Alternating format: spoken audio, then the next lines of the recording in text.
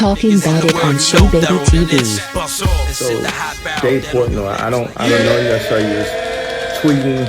I have no idea who you are. We was going back and forth joking. But when you start talking about telling people that my coin is not real and you're trying to play with my money, now this is the last time that we're going to be talking online. So, Dave Portnoy, I don't know you. I saw you was tweeting. I have no idea who you are. We was going back and forth joking. But when you start talking about telling people that my coin is not real and you're trying to play with my money, now this is the last time that we're going to be talking online. There's a lot of stuff, but the only thing killing Diddy is that his lawyers quit. So that's the only thing. Diddy don't got no lawyers right now. So I don't know why they quit on him for, but they definitely quit on my man Diddy, man. That's foul. Diddy don't got no lawyer in the game right now. That's disgusting work. Okay, so let me see. We got to get into this. Diddy. That's foul. Yo, and then I tried to do some research on why the lawyers quit. And the answers that they have is pretty much, King Fire, what's goody? Shit, baby. They say that the reason it looks like they quit is because they don't know if they're gonna win the case, because when lawyers lose cases, it like, you know, when they win, you see them all in the limelight. You know, you see them, you know, all in the mix, like, you know, like Dave Shapiro and all of those Johnny Cochrans and all of them. You know, when they beat cases, they're all in the camera because it boosts up their price. You have to understand that. So when you lose, it's like losing, it's like losing the championship, bro. It's embarrassing. It's embarrassing. They ran off on Diddy. They did Diddy nasty work, fam. That's a fact. Hold on.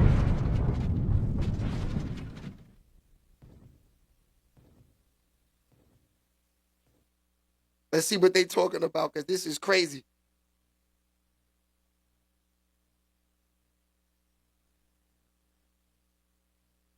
All right, well, it ain't too much going on, but basically, you know, what they saying is that, you know, think about it.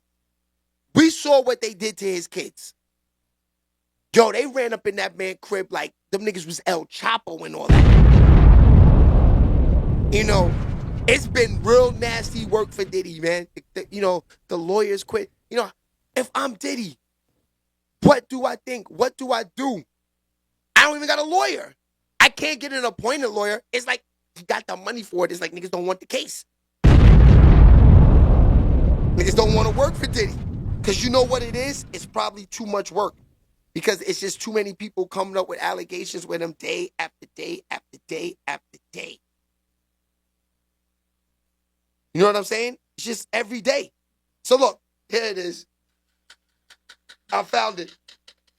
This is about the lawyer who quit. So according to the New York Times, in regards to Diddy's defense, lawyers for Sean Combs filed a motion Tuesday night seeking the dismissal of one of the trafficking charges he's facing, arguing that the hip-hop mogul is being unfairly prosecuted based on his race. Mr. Combs, who had pleaded not guilty to the charges against him and is awaiting trial in a Brooklyn jail, was indicted on federal racketeering and trafficking charges, the most serious, which carries a mandatory minimum sentence of 15 years in prison. His lawyer's filing focuses on a lesser trafficking charge, which stems from a federal law known as the Mann Act. The law makes it illegal to transport a person with intent that such individual engage in prostitution. Mr. Combs' lawyers contend that the law has, quote, racist origins, and that it's being deployed against a prominent black man for allegedly using an escort service to transport male escorts across the state lines to have sex with his girlfriends. This is not the first time that his attorneys have decided to use race in his defense.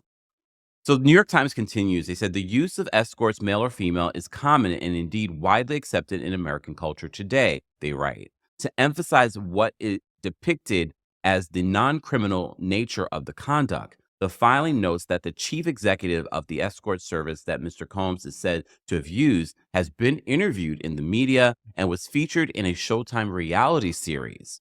The lawyer questioned whether any white person has been charged under the law based on similar allegations. The prosecutors overseeing the case at the U.S. Attorney's Office for the Southern District of New York have asserted that Mr. Combs' conduct was far less innocuous.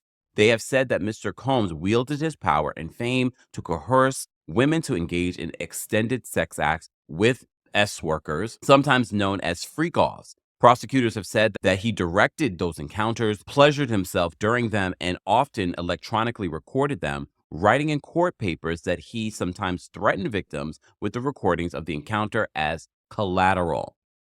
Prosecutors have objected before to the suggestion that the case is racially motivated after one of Mr. Combs' attorneys, Mark Agnafilo, said in an interview with TMZ that the investigation was, quote, a takedown of a successful black man. One of the prosecutors responded in court saying that Mr. Agnafilo had, quote, baselessly accused the government of engaging in a racist prosecution. The top U.S. attorney who brought the case was Damian Williams, the first black person to lead the office. Mr. Williams resigned shortly before President Trump took office, a standard move ahead of a new administration. In seeking the dismissal of the charge, Mr. Combs' lawyer points to the history of the Mann Act, which was passed in 1910 as an anti-prostitution law. They argued that it has been used to target, quote, black male sexuality, citing as an example to the prosecution of Jack Johnson, the first black heavyweight boxing champion who was convicted under the law for transporting a white woman across state line. He was pardoned by President Trump. The New York Times continues, he says, initially called the White Slave Traffic Act, the law was passed at a time of growing fears around the prevalence of prostitution and anxieties that young girls were being lured into brothels, wrote Jessica R. Pliley, a historian, in a book about the Mann Act, was cited in Mr. Combs' legal brief. The law has been enforced in various ways since it has been passed in 1910. She said in an interview, noting that the white celebrities, including Charlie Chaplin, had also been prosecuted under the law. The one consistency is it has always been about criminalizing commercial sex. Elizabeth Geddes, a former federal prosecutor who was a part of the team that won the first successful criminal case against R. Kelly, said that in a present-day prosecutions, the Mann Act is regularly used in cases in which individuals have been charged with more serious crimes. Mr. Kelly was convicted of racketeering as well as the Mann Act violations. The Mann Act charges against Mr. Kelly were different in substance, involving unlawful sex that involved coercion of a minor. The indictment of Mr. Combs includes a more serious trafficking charge, one that requires a jury to find that he used, quote, force, fraud, or coercion to cause someone to engage in a commercial act. That charge centers on the allegations of Cassie Ventura, who recently announced that she's expecting a third child with Alex Fine, her husband. That charge centers on the allegations of Cassie Ventura, who accused Mr. Combs in a lawsuit of forcing her to engage in S acts with male workers throughout their years-long relationship. The Mann Act charge is more straightforward, requiring a jury to find that Mr. Combs willfully caused the transportation of individuals with the intent that they engage in prostitution. No doubt it is far easier to prove, Ms. Geddes said. If convicted of only the Mann Act charge, Mr. Combs would face a maximum of 10 years in prison. The indictment alleges that, in addition to Ms. Ventura, Mr. Combs violated the act with respect to 2 other female victims whose identities have been concealed. Mr. Combs' lawyers have disputed that the government's classification of them as victims, asserting that they were his girlfriends.